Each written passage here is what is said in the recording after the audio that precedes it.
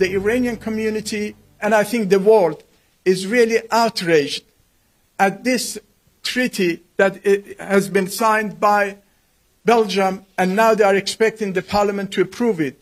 And let me also add that according to Resolution 1373 of the UN Security Council, ratified in 2001, all countries, all governments are obliged to fight against terrorism, not to encourage terrorism.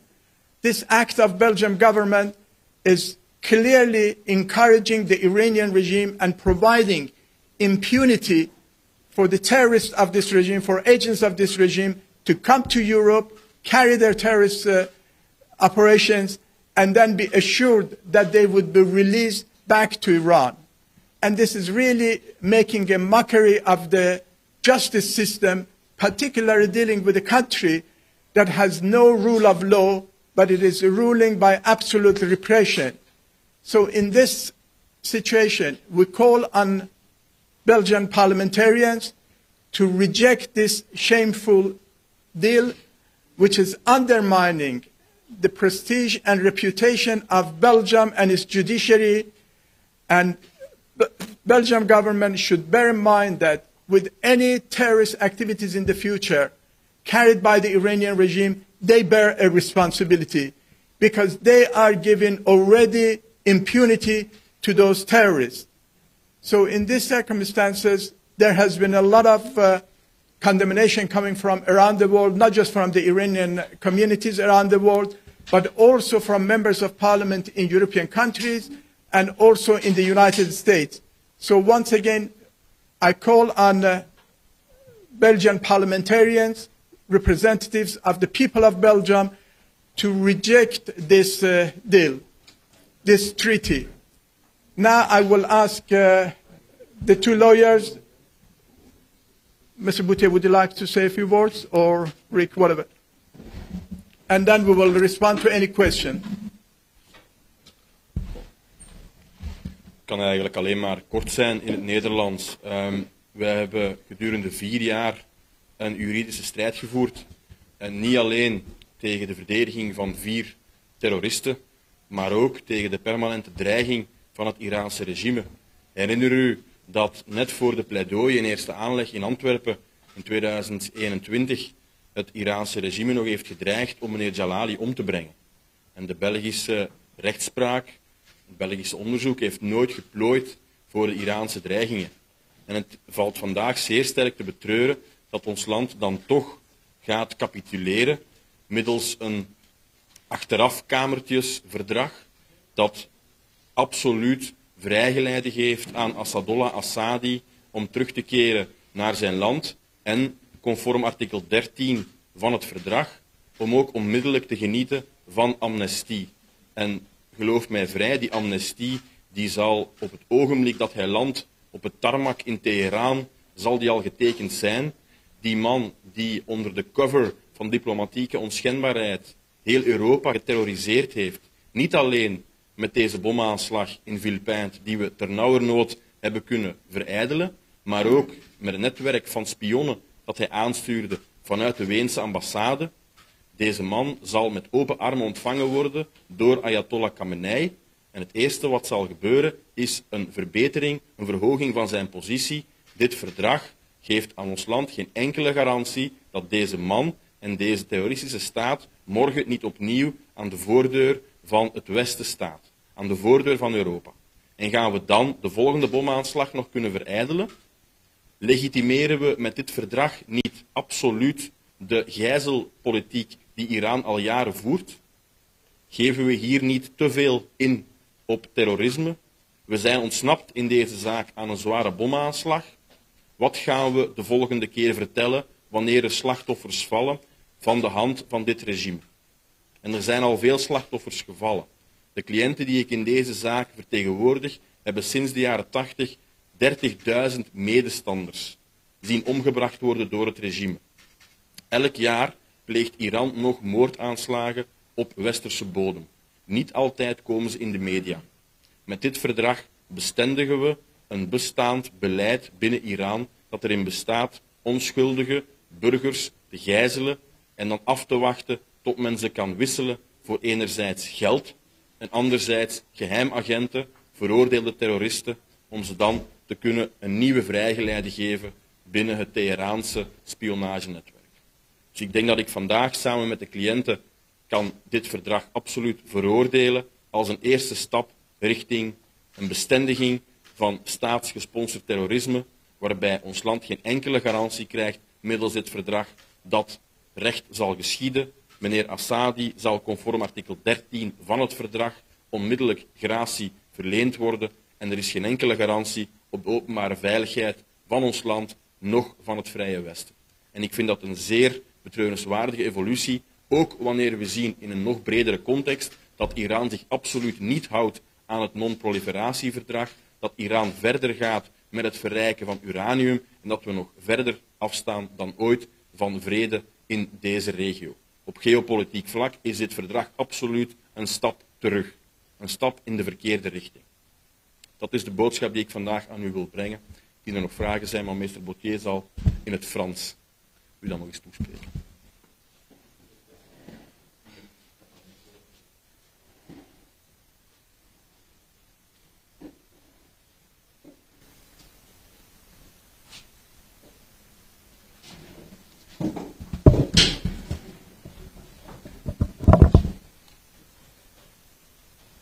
On n'est pas fiers. Hein. On n'est pas fiers d'être dans un pays des démocratiques qui palabre, discute, nie qu'il palabre, refuse de dire qu'il palabre, et puis discute tout de même avec un État terroriste. Je pèse mes mots. Le jugement de février 2021 à Anvers, l'arrêt de la Cour d'appel du 10 mai 22, ont tous les deux, dans plusieurs dizaines de pages, dénoncé le fait que l'Iran était un État terroriste. Bien sûr, l'Iran n'était pas à la cause, mais ses agents étaient en cause, et tout le système judiciaire belge a été mis à contribution pendant 4 ans pour prouver que ces personnes étaient coupables d'appartenir à une organisation terroriste soutenue par Téhéran. Alors on discute maintenant avec les terroristes. On discute maintenant avec un État terroriste, et on sait très bien que demain, ceux qui sont envoyés pour tuer l'opposition en Europe et aux États-Unis notamment, seront encore plus libres parce qu'ils se disent, comme Assadi, on sera libéré même si on tue. Tout le monde, dans les jugements, l'arrêt, tout le monde a reconnu qu'il y aurait eu des dizaines de milliers de morts.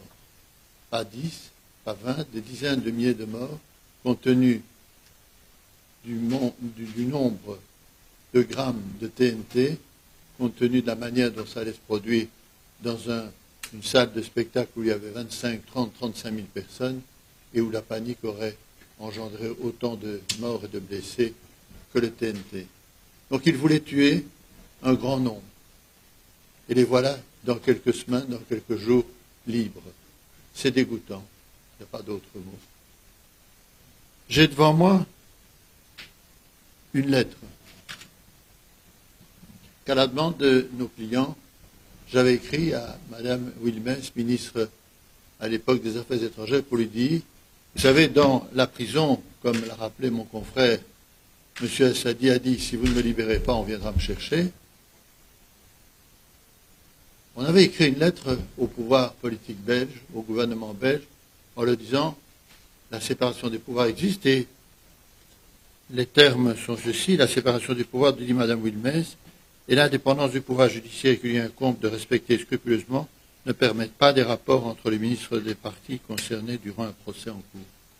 Et on nous avait assuré, paragraphe suivant, qu'il n'y aurait pas de discussion avec l'État iranien. C'était une lettre du 2 février 2021, un an plus tard, la trahison, le non-respect. Enfin, qu'on soit clair, ceux qui sont retenus en otage à Téhéran doivent être libérés, mais pas sous la menace et pas sous le chantage. On n'obtient jamais rien avec le chantage, si ce n'est des catastrophes plus importantes. Ce qui va se passer, c'est que demain, l'opposition iranienne aura peur de voir des agents secrets, comme on l'a dénoncé, dévaler dans nos routes, dans nos campagnes, dans nos villes, pour tuer encore. Alors il faut que le Parlement belge se ressaisisse. Comment expliquer que le 29 juin, on dépose un projet de loi, on le soumette à une commission le 4 ou le 5 juillet, et le vote en séance publique a lieu jeudi. Il faut que ça s'arrête. Qu'est-ce que va dire le procureur fédéral qui, pendant 4 ans, a son dossier sur la table, sur les tables, dans des pièces tellement il est énorme, qui a rassemblé tous les éléments pour prouver qu'il s'agissait de terrorisme? Qu'est-ce qu'il va dire, le procureur fédéral, quand il va voir s'envoler l'avion de M. Assadi vers Téhéran?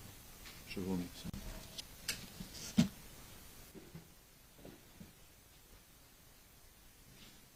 Now, if there is any question from the journalist, then we will respond to the questions.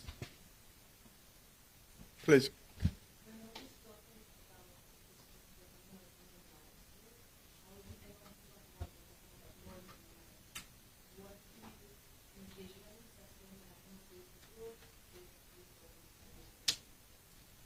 First of all, the issue, as I mentioned, is not about human lives. What the minister said this morning, if I'm correct, he said it about national security. So depending how you define national security, is it threats made by the Iranian regime, terrorist threat? In addition, obviously, everyone is very concerned about human lives. But let's look at the past 3 or 4 decades. The European countries, the Western countries in general, time and again made concessions to the Iranian regime, hoping that it would stop taking hostages and then asking for ransom. But it had become worsened every year. So the solution is not really to make concession, but to send a very firm response to the Iranian regime. Because let's bear in mind, Tehran needs more is more in need of relations with European and with the rest of the world than the rest of the world with Tehran. But they are doing this because, unfortunately, so far they have not seen any firm response from the European countries. Otherwise, everybody is concerned about human lives, and no one would be prepared to really put anyone's life in danger. Would you like to add anything? Any more questions?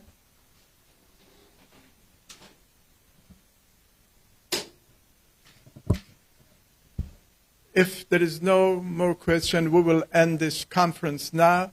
We are hoping that maybe this afternoon at 2:30 we will hold another session, because some members of parliament have expressed that they would like to join this conference. But as I said, because the Foreign Affairs Committee sessions continued, they were not able to join us now. We will let you know. Thank you very much.